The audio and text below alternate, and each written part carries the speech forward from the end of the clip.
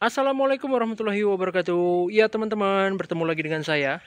Kali ini saya akan membahas Karimun kotak saya. Jadi ini adalah video tentang 6 kekurangan dan 7 kelebihan Karimun kotak tahun 2000 yang saya miliki.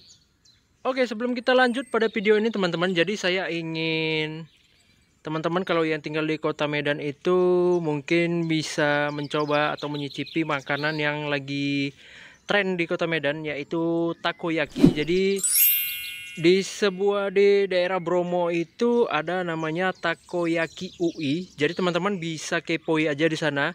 Itu takoyaki UI makanan khas Jepang, tapi harganya sekitar 10.000 sampai 15 ribuan teman-teman. Jadi ada beberapa pilihan, ada cumi, ada bakso, ada ayam, sosis, dan lain-lain ya teman-teman. Nanti teman-teman bisa pesan lewat Grab atau Gojek.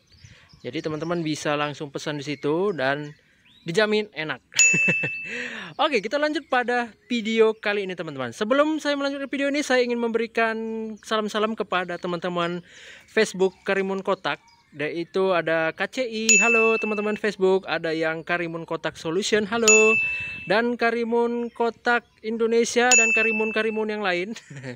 Saya tidak bisa menyebutkan satu-satu karena ada banyak grupnya. Jadi memang saya masuk di grup-grup itu. Jadi ya teman-teman, halo. Apa kabar semuanya? Saya coba nge-review mobil ini supaya teman-teman yang belum memiliki mobil ini jadi tahu tentang kekurangan dan kelebihan mobil ini teman-teman.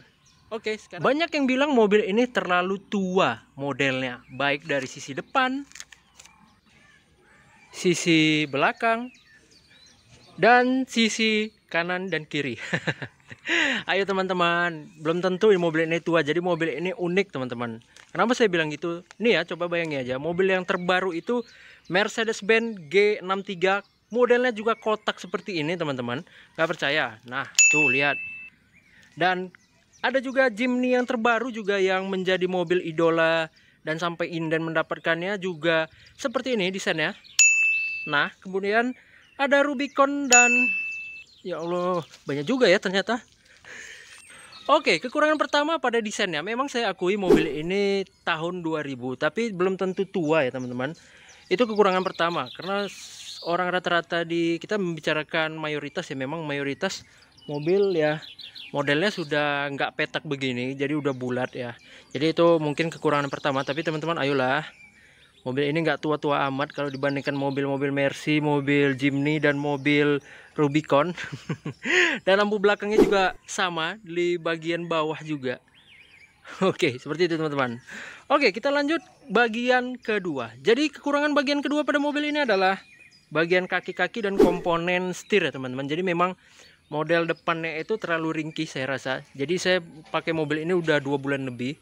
Jadi memang terasa di bagian itu yang terasa sekali perbedaannya saat jalan-jalan rusak itu, dan di bagian setir itu sering ada bunyi-bunyi suara-suara aneh. Jadi memang standarnya seperti itu. Dan itu memang kekurangan pada mobil ini ya teman-teman. Sedangkan kekurangan ketiga pada mobil ini ialah body roll cukup terasa ketika menikung. Jadi ini nggak bisa dipungkiri lagi ketika teman-teman menikung dengan kecepatan yang lumayan. Sebenarnya nggak kencang ya, lumayan. Terasa sekali seperti mobil ini terasa limbung teman-teman. Jadi ya begitu ya. Ini memang karena mungkin modelnya yang cukup lebar tapi bobotnya yang ringan, jadi membuat mobil ini terasa limbung saat menikung teman-teman. Itu kekurangan ketiga. Sedangkan kekurangan keempat adalah tenaga terlalu kecil dibandingkan mobil-mobil Atos ataupun Pisto atau yang Chevrolet Spark yang 1000 cc. Ini yang paling kecil tenaganya. Dan itu adalah kekurangan yang keempat ya teman-teman. Jadi ya cukup terasa lah ya. Kemudian bagian kelima kekurangannya adalah saat mobil ini menghidupkan AC, mobil ini terasa sekali hentakannya teman-teman. Jadi kalau teman-teman bawa itu saat AC, kompresor AC-nya hidup, jadi terasa dut seperti endut-endutan gitu ya teman-teman.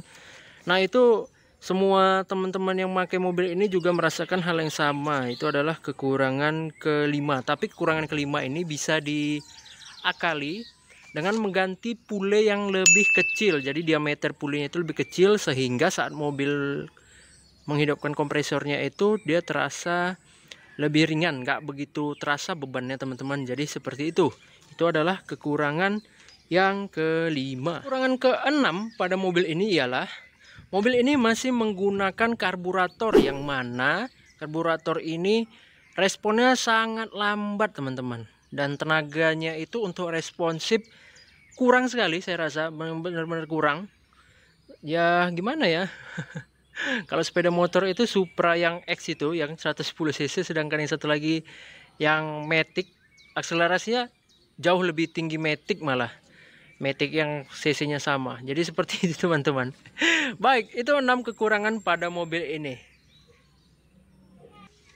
Sekarang kita masuk ke segmen keunggulan mobil ini. Ya, keunggulannya lebih banyak. Ada 7 keunggulan pada mobil ini teman-teman.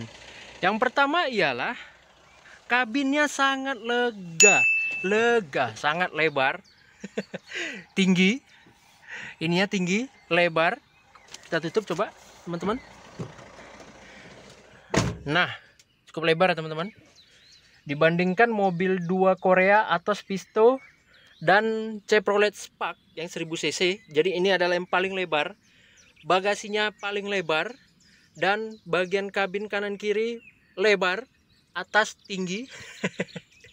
Jadi mobil ini memiliki dimensi bagian dalam itu lebar, puas gitu ya. Jadi kalau kita bawa mobil ini nggak terasa mobil kecil dari dalam, malah seperti mobil Jeep ya, mobil tinggi gitu terasanya.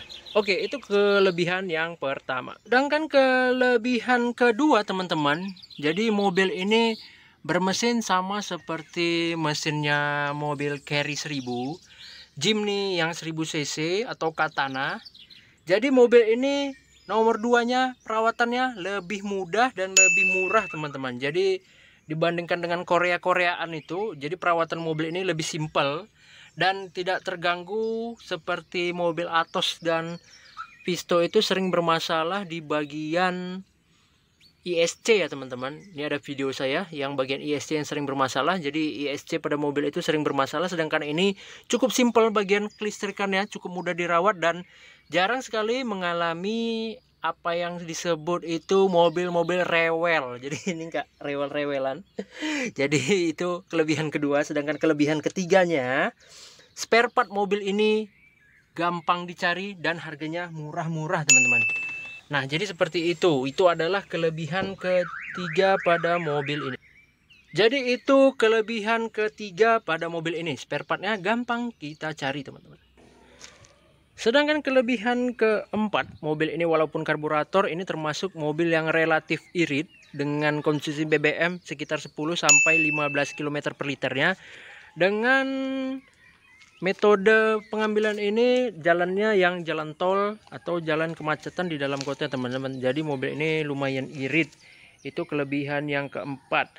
Dan kelebihan kelima, sedangkan kelebihan kelima ini sangat berbanding dengan yang kekurangan dia tadi yang nomor 4, body roll sangat terasa. Sedangkan mobil ini kelebihan ke limanya itu kalau kecepatan tinggi malah jalan lurus dia lebih stabil. Nah, biasanya mobil-mobil seperti ini tuh kalau kecepatan tinggi atau jalan yang lurus, jalan yang agak gelombang, dia lebih stabil kalau di bagian itu. Itu adalah kelebihan kelima. Dan kelebihan keenam, bagian sok-soknya itu atau bantingannya itu lebih lembut. Kenapa lebih lembut? Karena mobil ini memiliki lebar dan dimensi yang lebih bagus ketimbang Duo Korea ataupun Spark ya, Spark yang 800 cc itu. Jadi ini lebih lembut lah ya, bantingannya nggak begitu terasa.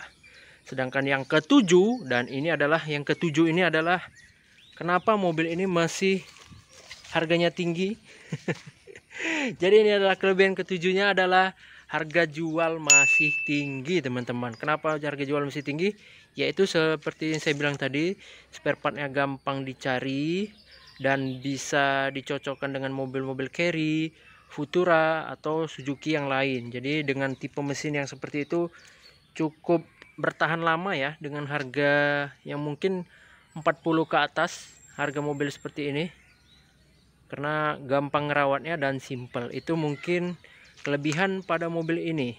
Dan itu adalah video saya kali ini. 6 kekurangan dan 7 kelebihan. Oke, di situ aja videonya. Assalamualaikum warahmatullahi wabarakatuh.